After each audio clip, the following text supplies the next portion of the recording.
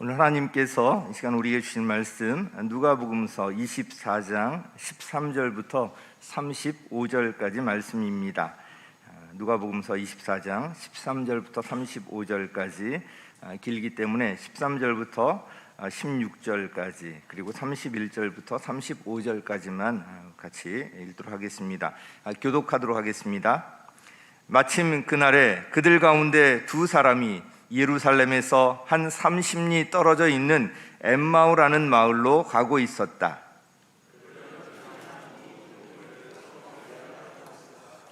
그들이 이야기하며 토론하고 있는데 예수께서 가까이 가서 그들과 함께 걸으셨다.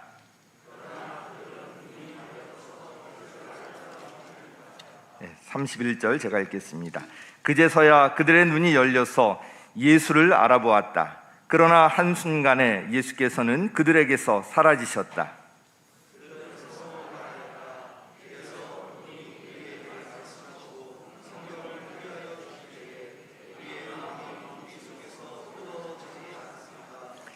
그들이 곧바로 일어나서 예루살렘에 돌아와서 보니 11 제자와 또 그들과 함께 있던 사람들이 모여 있었고,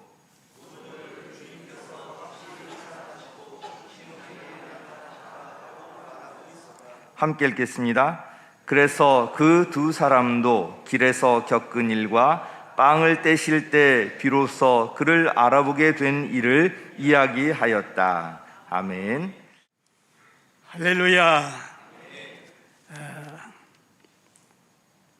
이 어려운 때 이 예배에 참석하신 성도 여러분, 또 한 분 한 분에게 한없는 주의 은총과 사랑에 함께 하시고, 또 온라인으로 이 예배에 참석하는 여러분에게도 함께 하시고 축복하시는 줄 믿습니다.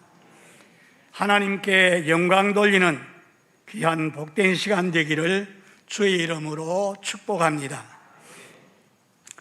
오늘은 이 마스크를 끼고 해야 된다 그래서 좀 답답하지만 80년대 중반쯤 된 것 같습니다. 어렵게 살았지만 남편과 두 자녀가 함께 교회에 나와서 아주 단란하고 행복하게 살던 한 가정이 있었는데, 남편 되는 분이 아침 출근하기 위해서 차를 타고 나가다가 빙판길에 교통사고를 당해서 위중한 상태라는 연락을 받고 급히 병원으로 달려갔는데, 저희가 도착했을 때에 그 남편 되시는 분이구만 돌아가셨어요. 그래서 부인 되는 미망이는 30대 중반인데 얼마나 충격을 받았는지 넋을 잃어버리고 슬픔에 잠겨 있습니다. 인간의 어떤 말 가지고는 위로가 되지 않을 것 같아서 기도를 했습니다. 성령님 위로해 주시고 이 마음을 주장해 달라고 기도를 했어요. 그 뒤에 부활하신 주님을 만나고 지금까지 행복하게 잘 살고 계십니다. 그리고 70년도 아마 초반쯤 된 것 같습니다. 한 성도님은 예수님 믿고 아내의 난치병을 고침받고 이제 신앙생활을 열심히 하려고 하는데 6살 난 어린 아들이 골목에 나가서 놀다가 막 거품을 품고 갑자기 그만 죽어버렸어요. 얼마나 충격이 컸던지 그 아버지가 정신 이상자같이 실성하게 집을 나가서 돌아다닌다 그래서 우리가 불러와서 그 가정에서 예배를 드립니다. 뭐라고 설명은 할 수 없지만은 하나님은 반드시 더 좋은 아들을 주실 거라 기도했더니 참 더 좋은 아들을 주셔서 얼마 전에도 그 근황을 물어봤더니 아주 자랑스러운 아들이 되어서 신앙생활 잘하고 좋은 직장에 다닌다고 이렇게 했습니다. 사람이 사랑하는 사람을 갑자기 잃게 되면은 왜 고통스러우냐? 사랑하는 사람을 더 이상 볼 수 없기 때문이지요. 사랑하는 사람을 더 이상 사랑할 수 없다는 사실과 또 더 이상 함께 미래를 꿈꿀 수도 없고 행복을 만들어갈 수 없기 때문이죠. 그래서 충격적이고 고통스러운 것입니다. 더구나 사랑하는 사람이 갑자기 죽었을 때 그 충격은 실로 엄청나지요. 오늘 본문의 말씀을 보면은 엠마오로 내려가던 두 제자도 예수님이 갑작스런 죽음에 큰 슬픔을 만났음을 봅니다. 예수께서 십자가에 못 달려 돌아가시기 전까지만 해도 그 둘에게는 꿈이 있었어요. 예수님으로부터 날마다 은혜스러운 말씀을 받으면서 예수님과 동거동락하며 훈련받는 동안에 그들의 가슴에는 희망의 불길이 타오르고 있었습니다. 예수께서 유대인의 왕이 된다면 자신들도 영의정이나 좌의정 좀 할 수 있지 않겠느냐 이렇게 생각을 하고, 그리고 예수님께서 이스라엘을 로마의 압제로부터 구해내면 새로운 국가를 세우는데 어떤 역할을 하지 않겠느냐, 이런 기대심으로 가득 차 있었습니다. 그런데 예수님께서 십자가에서 처참하게 돌아가시자 그들은 절망했고 의욕은 다 상실했고 정신적인 공동화 현상을 벌였습니다.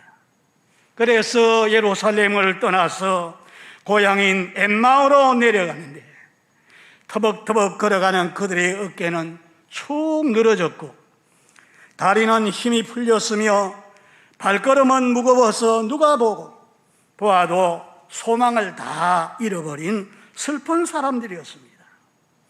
그런데 엠마오로 내려가는 그들에게 놀라운 일이 벌어집니다. 죽었다고 생각했던 예수님이 그들에게 나타나신 것입니다. 15절을 보면은 저희가 서로 이야기하며 문의할 때 예수께서 가까이 이르러 저희와 동행하시나, 개역 개정에 그렇게 되어 있어요. 주님에 대한 그리움을 품고 고향으로 내려가던 그들에게 우리 주님께서 불현듯이 나타나셨어요. 그리고 말을 거십니다. 시리에 빠진 영혼들에게 부활의 기쁨을 전해 주시려고 찾아오셨던 것이지요. 여러분, 주님은 우리 인간이 새롭게 되며 구원하시는데 언제나 주도권을 가지고 찾으십니다. 병에 시달리고 고통받던 그런 환자를 찾아가셨고, 버림받다시피 한 사마리아 여인을 찾아가셨고, 죽었던 나사로의 무덤까지 찾아가셨습니다. 그들을 접촉하시며 병을 고쳐주시고 바른 길로 인도하시며 죽은 자를 살아나게 하셨습니다. 주님은 이런 선한 일을 항상 주도권을 가지고 하셨습니다. 오늘 아침 주일에 부활하신 주님이 찾아오심으로 이 어려운 시대, 코로나19로 인해서 이게 팬데믹이 되어서 사람들이 답답하고 고달픈 이런 삶을 사는 저와 여러분의 가정이나 직장이나 개인 심령마다 부활의 소망과 기쁨이 충만하기를 주의 이름으로 축원합니다. 찾아오신 부활하신 그 주님을 알아보지 못한 이유가 무엇이냐? 한번 따라 하시겠습니까? 눈이 가리워지면 부활의 주님을 알지 못한다. 그런데 보세요, 여기에 문제가 있지요. 부활하신 주님이 제자들에게 찾아오셨으나 그들이 주님을 알아보지 못한 것입니다. 예수님 자신이 십자가에서 고난받으시고 다시 살아나신다는 말씀을 여러 차례 말씀했는데도 제자들은 그 예수를 알아보지를 못하고 이해하지 못했습니다.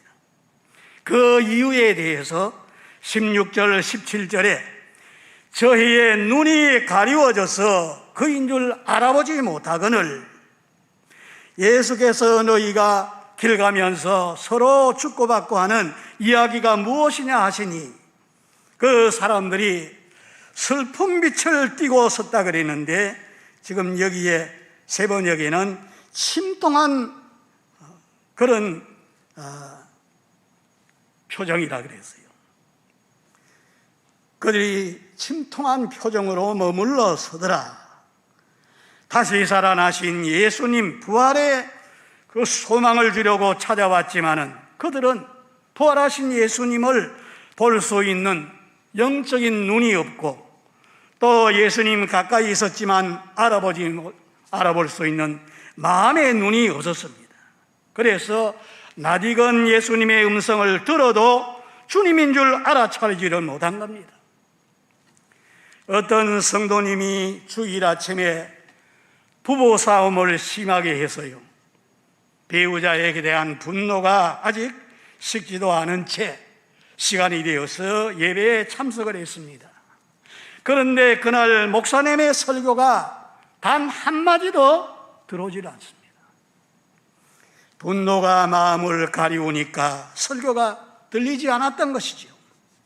사람이 너무 슬프거나 분하거나 염려되는 것이 있으면 주님의 말씀이 들리지 않습니다. 마음의 관심이 다른 데가 있어도 주님의 말씀, 그 사랑을 느끼지를 못하지요.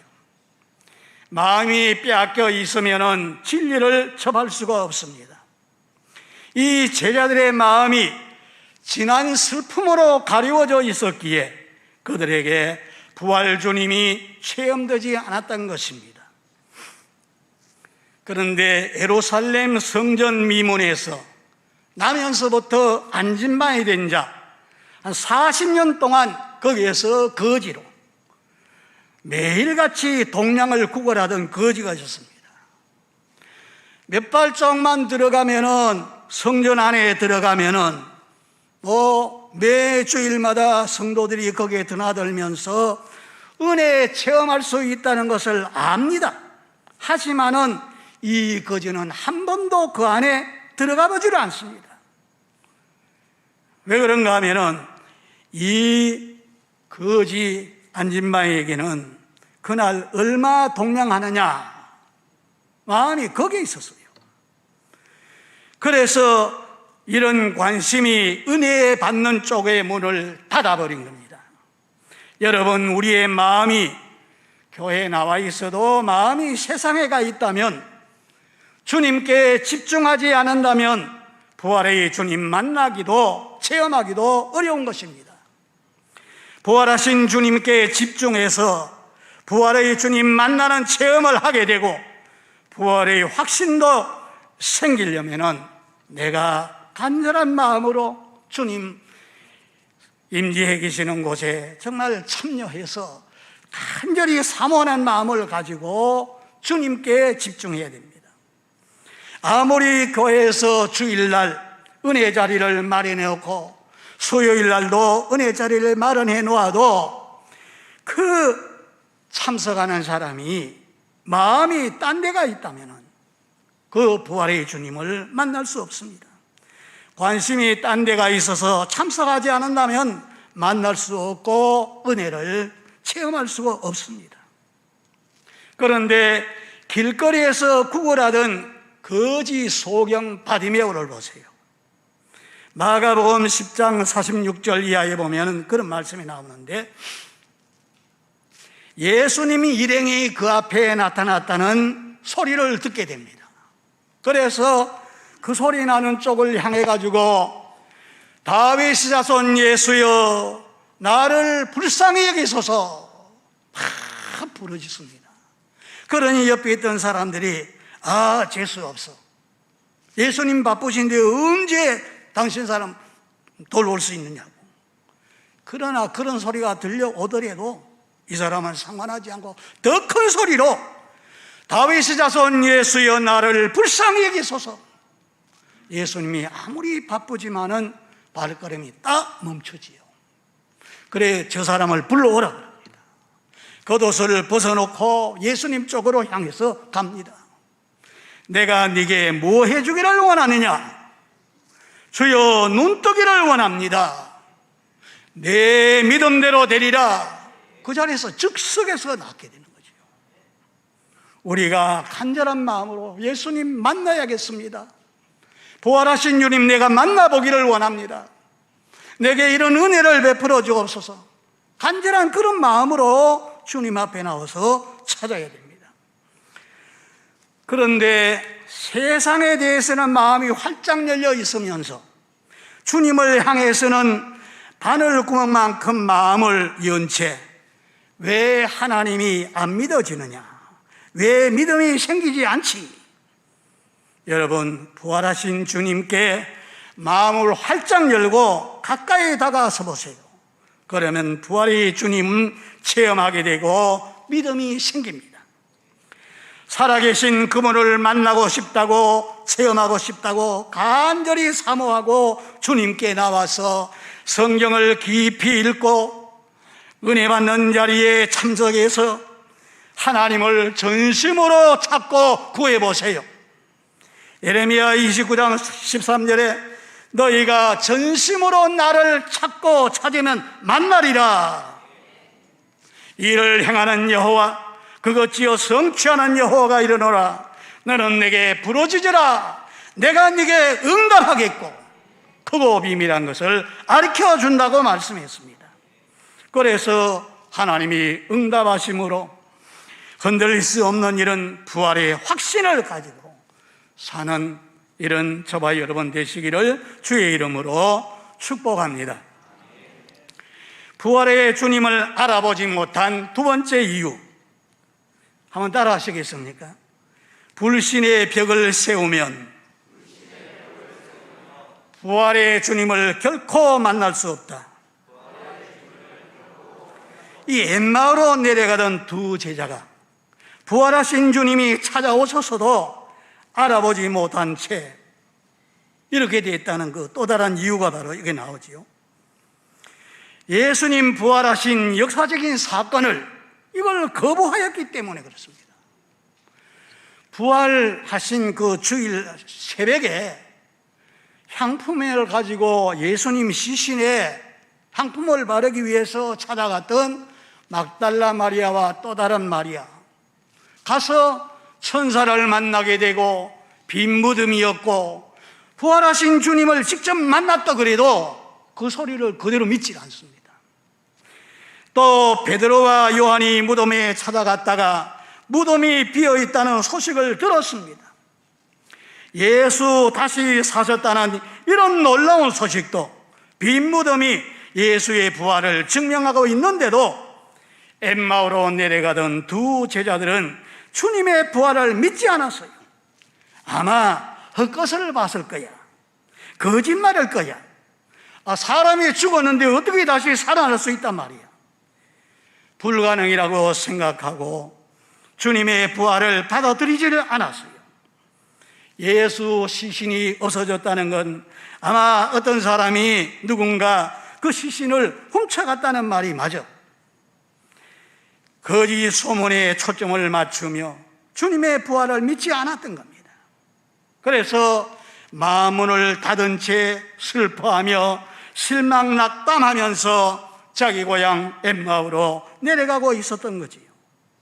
이런 자에게 주님이 호련히 나타나셔서 대화를 나누었지만 그분이 부활하신 주님을 전혀 알지를 못하지요.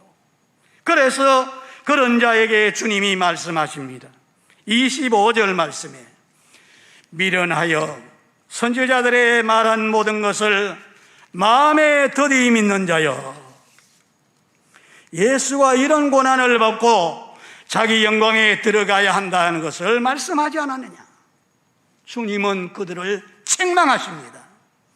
여러분, 주님은 성경에 말씀하신 대로 십자가에 고난 받으시고 살아나신 부활이 너무나도 귀한 그 사실인데 이것을 자신의 좁은 관점으로 판단하고 마음을 닫아버리고 믿지 않은 것, 그래서 미련하고 어리석다고 책망을 받게 됩니다.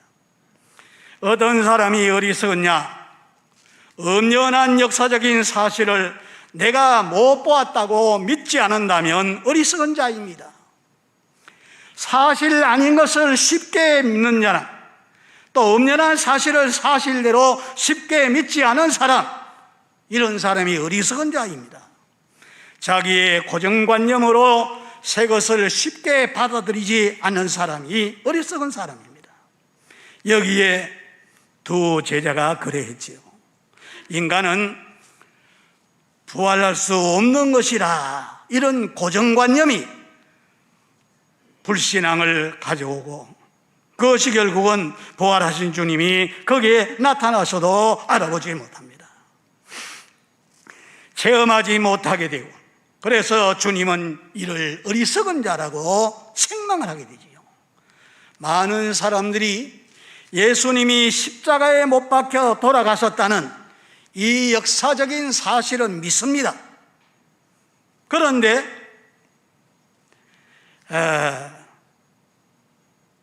왜 그걸 믿는가 하면 그건 역사적인 사건이기 때문에 다 그거는 믿지요. 그런데 그 예수님이 성경에 말한 대로 3일 만에 부활하셨다, 그 사건은 못 믿는 거예요. 왜 그러냐? 부활은 상식을 뛰어넘는 일이기 때문에. 그래서 예수님 부활의 역사성마저 훼손하려고 합니다. 여러분, 고정관념을 깨뜨려야 예수님 역사적인 부활이 마음에 다가올 수 있습니다. 성도 중에 보면 두 종류의 성도가 있어요. 인간 상식이나 고정관념, 이성의 기초에서 신앙생활하는 사람, 이런 사람은 신앙이 깊이 들어가는데 어려움이 많습니다. 또 다른 종류는 하나님과 인격적인 접촉, 그리고 신앙의 체험을 통해서 신앙이 깊어진 사람, 이런 사람은 부활의 신앙을 확신하는 가운데 사는 사람들이죠. 어떤 직구전 학생이 잘 믿는 경건한 할아버지에게 질문을 했습니다. 할아버지, 예수님이 부활하셨다는 사실을 어떻게 믿어요? 할아버지, 예수 부활하신 거 봤어요? 그래서 그 할아버지는 빙그레 웃으시면서 이런 말을 합니다. 나는 살아계신 그 부활하신 예수를 보지는 못했지만 매일같이 오늘 아침에도 그분과 대화를 하고 왔거든. 그래서 그분은 살아계신 줄 알아. 이렇게 매일 매순간 주님과 영적인 교제가 있고 대화하며 사시는 이런 할아버지에게는 부활하신 예수에 대해서 설명할 필요가 없지요. 사랑하는 여러분, 부활하신 예수님이 지금 이 말씀을 통해서, 성령을 통해서 이 자리에 오셔서 말씀하시는 것을 믿습니까? 어떤 이는 그럽니다. 예수님이 부활하셨다면 초대교회는 자주 나타나셨는데 왜 지금은 안 나타나십니까? 왜 안 나타나십니까? 나타나시지만은 마음과 눈이 가리워져서 나타나셔도 모를 뿐입니다. 히브리서 13장 8절에 예수 그리스도는 어제나 오늘이나 영원토록 동일하시다 그랬어요. 죽은 사람이 어떻게 살아날 수 있을까? 고정관념으로 인한 불신앙으로 마음문이 꽁꽁 닫혀 있으면 그 예수님 잃었다는 슬픔에 잠긴 두 제자가 낙심하고 엠마오로 내려갈 때 주님은 이런 제자들 포기하지 아니하고 방치하지 아니하시고 찾아가셔서 그들의 마음을 엽니다. 할렐루야. 그래서 그러면 해결책, 찾아오신 부활 주님을 어떻게 만나고 체험할 수 있을까? 27절과 30절 말씀 보세요. 이에 모세와 및 선지자의 글로 시작하여 모든 성경에 쓴 바 자기에 관한 것을 자세히 설명하실 때 마음이 뜨거워졌고 30절에 어느 집에 들어가서 저희와 함께 음식 잡수실 때에 떡을 가지사 축사하시고 떼어 저희에게 주시매 저희의 눈이 그만 밝아져서 그분이 부활하신 주님인 줄 알았어요. 주님 하는데 그 자리에서 또 떠나가십니다. 저희가 서로 말하되 우리가 길에서 그 말씀 풀어줄 때에 마음속이 막 뜨겁지 않더냐. 주님께서는 그 성찬을 떼어줄 때 마음 눈이 열려지고 주님을 알아보게 되었습니다. 지금도 살아계신 주님께서 우리의 마음과 눈을 열어서 성경을 깨닫게 하실 때 그 주님을 만나게 됩니다. 지금 이 시간도 살아있고 항상 있는 이 성경을 하나님 말씀으로 믿습니까? 태초에 말씀이 계시니라. 그 말씀이 곧 하나님이라. 그 안에 빛이 있고 생명이 있었습니다.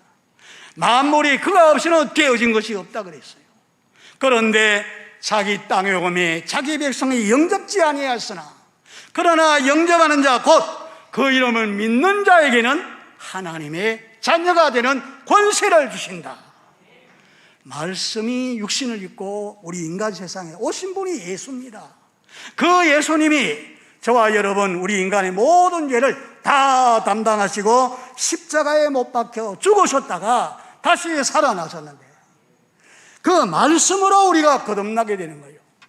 베드로전서 1장 23절 보니까 살아있고 항상 있는 하나님의 말씀으로 거듭났다 그랬어요. 그리고 우리가 자라는 것도 베드로전서 2장 2절에 이 말씀으로 우리가 자라게 된다 그랬습니다. 그리스도의 장성한 분량까지 자라게 됩니다. 영이요 생명이신 말씀을 들을 때 믿음이 생기고 자라게 되는 겁니다. 예수님 하나님 앞으로 올라가시기 전에 또 한 가지 이야기하지요. 내가 가면은 더 낫다. 나와 똑같은 보혜사 성령이 오시는데 성령이 하나님을 믿고 자녀가 된 자 속에 와서 같이 하신다 그랬어요. 내가 너희를 그와 같이 버려두지 아니하고 항상 너희와 함께 하겠다. 그래서 기도할 때 응답하시고 찬송할 때 임재하시고 부활 소식을 전할 때 주님이 함께 하시는 증거로 병든 자가 고침을 받게 되고 귀신이 떠나가게 되고 하나님 떠났던 사람이 돌아와서 새 사람이 되는 거, 이게 다 말씀과 성령의 역사로 그렇게 되는 거예요. 부활의 이슈를 증거하는 겁니다. 여러분, 부활하신 예수님이 왜 이렇게 나약하고 비겁해서 부인하고 떠나간 자들, 의심하는 자들, 이런 사람을 찾아가지고 부활의 소식을 전하라고 말씀하셨을까? 나 같으면은 천사를 보낼 것인데 왜 그렇게 나약하고 배신하고 떠나간 그들을 찾아서 부활하신 주님이 나타내시고 세상에 나가서 전하라고 그렇게 하셨을까? 제가 일찍이 만났던 세 원수를 사탄과 죄와 그리고 죽음이었어요. 저는 우상 숭배하던 그런 가정에서 자랐습니다. 저희 동리를 지켜주던 큰 은행나무가 있어요. 그 나무를 아버지 신으로 가서 절을 하라 그럽니다. 우리 어머님이. 그리고 어머니를 따라서 목넘어골 넘어가게 되면 큰 바위가 있는데 거기에 100점 떡을 쪄가지고 가서 놓고 손이 닳도록 빕니다. 옆에서 그걸 봤어요. 이런 우상숭배하던 그런 가정에서 그래도 탈이 나고 어려우면 또 점쟁이를 찾아가서 물어보고 점쟁이 불러다가 구슬하는 그런 집안에서 자랐어요. 초등학교 4학년 때 6.25 동란 후이요. 대구 신학생들이 전도하러 나와서 막 찬송을 부르고 동화를 이야기하고 하나님 말씀 이야기하는데 너무나 좋아요. 그래서 예수 믿는 것이 너무 좋아가지고 주일 되는 것을 손꼽아 기다릴 정도였습니다. 그런데 이제 중학교에 들어가서 대구에 하숙집이 또 예수 잘 믿는 집이라 그 따라서 교회에 나가고 했습니다마는 지금 생각해 보니까 여러분이 목장에 소속되고 기관에 소속되고 이게 꼭 필요합니다. 저는 토요일 되면 또 우리 집에 가야 되니까 거기에 등록을 못하고 그냥 다녔죠. 조금 다니고 뭐 이렇게 예수 믿는 거 좋기는 좋은데, 그런데 중학교 2학년 때 시험이 오는 거예요. 그게 마귀가 주는 시험인 줄 알았다면 내가 안 넘어갔는데 배가 아픈데 18일 동안 계속 아픈 거예요. 활명수를 먹어도 안 되고 회충약을 먹어도 안 되고, 그래서 배가 아프다고 우리 어머니께 얘기했더니만 야, 너 빨리 오라 그래. 가보니까 우리 어머니 잘 가는 점쟁이를 찾아다가 이 애가 지금 예수 믿는 집에 하숙하는데 그 집에 어린 아들이 죽었는데 그 귀신이 와서 데려가려고 그러니까 거기 하숙집에 두면은 이 아이가 위태롭다는 거예요. 그 하숙집을 빨리 옮기라는 겁니다. 그날 밤에 푸닥거리 하고 나니까 꾀병같이 나와버려요. 예수 필요 없다. 그래가지고 그 친절한 하숙집을 옮겨가지고 육촌 형님 댁에 가게 되는데 학교와 거리도 멀지만 거기 갔어요. 우리 집보다도 우상을 더 많이 숭배하는 그런 가정입니다. 정초가 되었는데 조카들하고 식구들이 모여가지고 우리 방망이 정하자. 여러분 아실지 모르겠어요. 방망이를 잡고서 점을 하는 거예요. 그러면 제가 이걸 잡았는데 막 떨고 이러더니 뭘 찾아내고 뭐 알아맞히고 뭐 이랬는데 다 끝났는데 시험 공부하는데 자꾸 이게 떨리는 거예요. 이제 우리 조카들이 저 아재비 이제 풀어줘야 되는데 뭐 이래서 샀는데 큰 방에서 막 하는 소리가 들려요. 비명소리가 들려요. 문을 떡 열고 보니까 형수님이 하혈을 해가지고 온 방에 피가 흥건하게 가 있는 거예요. 얼마나 놀랐던지 맨발로 뛰쳐나와서 거기서 한 1km 좀 떨어진 사촌 누님 댁에 가서 그 이야기 했더니 데리고 대구에서 그 유명한 달성동의 유명한 점쟁이를 또 찾아갑니다. 이 마귀 시험인데 그걸 몰랐어요. 누가 일러준 사람도 없고. 그래서 이제 그 집에 딱 들어서니까 귀신같이 알아맞히대요. 너 형수 집에서 왜 집을 지키는 찌끼미를 나가라고 했느냐. 그래서 귀신이 화가 나가지고 너 형수를 쓰러뜨리고 피를 쏟게 했고, 너에게도 자동차가 지나가면 물이 뛰쳐가는 것처럼 너에게도 왔다는 거예요. 근데 그때 저는 보니까 기침하면 피가 나왔거든요. 이거 폐병인가 싶어서 얼마나 놀랐는지. 그런데 혀를 쩍쩍 차면서 이 학생 어떻게 하지? 신이 와서 접하려고 그러는데 신내림 구슬하고 나면은 무당이 된다는 거예요. 학생이 무당되면 곤란하지. 이거 어떡하지? 그러더니 그분이 그만 예수 믿으라. 예수 믿으면은 그런 귀신이 범죄 못한다는 거예요. 그러면서 예언을 합니다.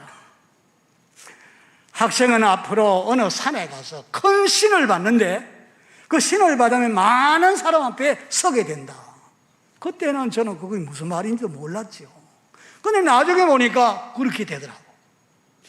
그래서 예수 믿는 사람 핍박하고 욕하고 그만 예수 던져버리고 그렇게 나가서 얼마나 시험을 당하고 그랬는지, 그때 만난 원수가 거짓말하는 사탄, 그 다음에는 질병, 신경성 노이로제, 공부를 열심히 하면 할수록 기억력이 감퇴되고 밤에 잠을 못 자고 이래가지고 세상을 비관하고 죽게 됐어요. 그럴 때 부활하신 주님이 저를 찾아오신 겁니다. 꿈에 고향에 있는 우리 고향 교회에 허 권사님이 계신데 그 딸이 동생뻘인데 엄마 큰일 났어. 예수님이 곧 오시는데 예수 믿는 사람이 이쪽에 모으고 안 믿는 사람이 이쪽에 모아서 다 죽인대. 겁이 나서 탁 깨보니 꿈이었어요. 꿈도 이상하다 하고 있는데 그 아이의 오빠가 제 친구인데 전도지를 가지고 찾아온 거예요. 그 제가 꿈 이야기를 딱 했더니 무릎을 탁 치면서 야 빨리 나와야 돼. 벌 받는다고. 그래서 또 끌려서 나갔지요. 나가서 저 뒷자리에 앉아가지고 그때 전도사님이 간절히 집사가 전도사가 돼가지고 말씀 전하는데 다른 말은 하나도 안 들어오고 간증하는데 그 말이 제게 딱 들어오는 거예요. 여러분 하나님을 잘 믿으려면은 하나님을 만나야 됩니다. 그 말이 내 안에 딱 들어오는 거예요. 그리고 자동차를 타고 가다가 이 언덕바지에 떨어져서 뒷바퀴가 걸려가지고 구사일생으로 살아나서 자기는 하나님 은혜가 너무 감사해서 그래서 복음을 전한다는 거예요. 예배 끝나고 제가 물었습니다. 전도사님 어떻게 하면 하나님 만날 수 있지요? 그래서 큰 산이 바로 그게 용문산 기도원입니다. 기도원을 소개해 주는 거예요. 그래서 제가 다 제쳐놓고서 그 4월 지금 4월 8일부터 열렸으니까 지금 바로 그때죠. 거기를 찾아가서 열흘 동안 집회하는데 전도사님이 시켜줍니다. 네 속에 있는 죄를 다 회개하고 하나님 만나고 싶습니다. 하나님 만나게 해주세요. 그렇게 기도하라는 거예요. 그래서 강사님이 하시는 말씀이 전부 다 나보고 하는 말같이 들려요. 그래서 하나님을 찾았습니다. 내가 한 번만 나타나주면 내가 잘 믿겠습니다 하고 막 구했는데 7일 동안 계속 금식하면서 기도해도 내게는 하나님은 안 나타나는 거예요. 저 멀리 계시는 것 같고 다른 사람은 뭐 받았는지 기도하는데 큰 소리로 하고 막 일어나 춤도 추고 막 이러는데 내게는 아무런 증거가 없어요. 그래서 7일째 되는 날 아침에 새벽기도 끝나고 제가 하나님 앞에 하소연을 합니다. 하나님 제게도 그런 증거를 한번 보여주시면 내가 의심하지 않고 잘 믿겠습니다. 그런데 이게 막 떨리는 거요. 덜덜 떨리고 말하려고 그러니까 막 혀가 꼬부러지고 이상한 말이 나오는 거예요. 그게 뭐요? 성령 받으면은 방언하고 이렇게 되는데 그걸 저는 몰랐어. 누가 얘기해 준 사람이 왔었어. 그래가지고 그때 생각이 달성동에서 말하는 점쟁이 그 생각이 딱 나는 거예요. 신이 접하면은 무당이 된다. 겁이 나서 기도할 수가 없는 거예요. 그래서 신학교 기숙사에 딱 들어가서 제가 그 얘기를 했더니 사도행전 2장 1절로 4절 딱 보여주면서 하나님의 신이 지금 학생에게 임하려 그러는데 성령이 임하면은 이런 증거가 나타난다. 읽어보니까 그대로 돼요. 바람같이 불같이 다른 방언을 말하고 술 취한 사람같이 내가 꼭 그렇게 돼 있거든요. 그래서 빨리 가서 기도하라 그래서 다른 데 가면은 그 신이 못 찾아올까봐 그 자리에 가서요. 초전행위 그대로 딱 펴놓고 하나님 조금 전에 왔던 학생입니다. 하나님 아시지요? 제게 그 증거를 그대로 주면은 내가 이제는 의심하지 않고 믿겠습니다. 그 영락 없이 막 임하는 거예요. 춤만 임하는데 뜨거운 불이 임하는데 그래서 한 7시 조금 지나서 기도했는 것이 11시 낮 예배 종소리에 제가 탁 깨어났어요. 그러고 나니까 그 괴롭히던 모든 원수 다 달아. 새 원수를 다 물리치고 그래서 다른 사람 같이 막 기쁨에 넘치고 이러는 가운데 제 인생의 방향이 그때 완전히 바꿔진 겁니다. 하나님 앞에 기도를 합니다. 하나님 죄에 빠지고 마귀에 잡혀가지고 세상을 비관하고 끝내려고 하는 그런 사람들 3분 5분을 참지 못해가지고 자살하는 사람이 하루에도 40명이 됩니다. 우리나라에 더 넘지요. 그런 사람에게 내가 이 부활하신 예수를 내가 전하게 해주세요. 방향이 완전히 바뀌어졌어요. 일반 대학 가지 않고 신학교를 가게 돼요. 이렇게 해서 오늘 목사가 되어서 이 말씀을 전하게 되는데 그렇습니다. 제가 가장 고통스러워할 때 하나님 저를 버리지 않고 찾아주셨습니다. 세상을 비관하고 죽음으로 끝내려고 했지만 그것마저도 하나님 허락하지 않으면은 그 죽을 수도 없는 거예요. 하루하루 산다는 것이 너무나 지겹고 고통스러웠는데 부활하신 예수를 통해서 하나님 만나가 보니까 저를 괴롭히던 거짓말장이 사탄, 지긋지긋하게 괴롭히던 죄책, 그리고 죽음에 대한 공포, 이게 다 물러가는 거예요. 어려서부터 저는 죽음에 대한 공포가 컸습니다. 세상에서 제일 친한 친구가, 걔는 8살이고 저는 7살. 잠자는 시간 외에는 항상 붙어 다니죠. 그렇게 친한 친구인데 겨울을 지나는 동안에 홍역으로, 지금 있는 전염병까지 홍역으로 죽은 거예요. 그래서 식이 없는 세상에 내가 살아갈 수 없을 것 같아요, 그때. 그래서 같이 따라주고 싶은 생각까지 들었습니다. 그러나 만약에 죽으면은 그렇게 세상에 좋은 엄마도 볼 수 없고 맛있는 쌀밥이나 고기도 못 먹고, 그러니까 막 겁이 나는 거예요. 그 애가 있던 집에 한 1km 떨어져 있는데 그 짝으로 보지를 않았어요. 그런데 우리 집 앞에 공터에 상여를 메고 나가는 사람들이 거기에 와서 상여를 메고 나갑니다. 그 소리 들으면은 막 겁이 나가지고 막 죽음 사자가 와서 목덜미를 잡고 가는 것 같아. 겁이 나서 막 방구석에 들어가서 숨기도 하고. 그러던 공포증, 예수님을 만나고 부활하신 주님을 믿고 나니까 겁과 두려움이 다 달아나 버립니다. 그렇게 지긋지긋한 죄 문제 다 해결되어졌어요. 예수님이 다 용서해 주셔요. 그래서 이제 부활의 주님이 항상 저와 같이 하시니까 날마다 천국이 내 속에 이루어져서 기쁘고 즐겁고 이렇게 생활하게 된 겁니다.